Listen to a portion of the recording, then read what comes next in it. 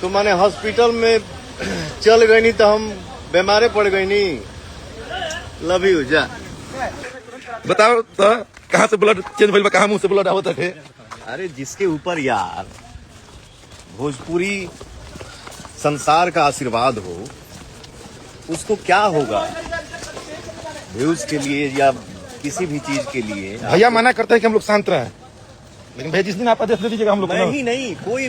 दोस्तों जितने भी लोग पवन सिंह को ट्रोल कर रहे थे कि पवन सिंह की तबीयत ख़राब हो चुकी है, उनकी मानसिक संतुलन सही नहीं है, वो बीमार पड़ चुके हैं, हॉस्पिटल में है, तो मैं उन लोगों को एक बात बताना चाहता हूँ। ये जो वीडियो आप लोग स्टार्टिंग में देखे थे ना, जिस पवन सिंह बता रहे हैं कि मैं हॉस्पिटल चला गया तो बीमार हो गया, इस तरीके की जो भी चीज़ें हैं, ये वीडियो बहुत पहले का है।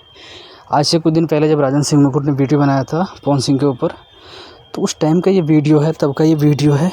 लेकिन मैं आप लोगों को एक बात बताना चाहता हूँ कि हकीकत में पवन सिंह की तबीयत ख़राब है, और ये मुझे बताने की ज़रूरत नहीं है, ये सब किसी को पता है, क्योंकि उनके टीम के द्वारा इस चीज़ों को प्रचलित किया गया है। हाँ, ये हो सकता है कि सुधार आ चुका होगा तबीयत में, तो बस अब ठीक है, अब सब कुछ ठीक है, बट ये बात ज़रूर है। और ये जो भी लोग वीडियो वायरल कर रहे हैं, तो मैं आप लोग को बताना चाहता हूँ, ये बहुत पुराना वीडियो है, आज से 5-6 महीने ना, पर 2-3 महीने पहले पुराना वीडियो है।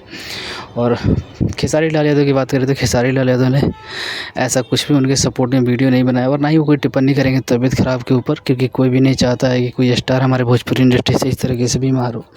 बाकी आप लोगों का क्या राय कमेंट में जरूर बताइएगा, और मिलते हैं फिर से किसी नए वीडियो में, नए टॉपिक के साथ। तब तक के लिए जय हिंद।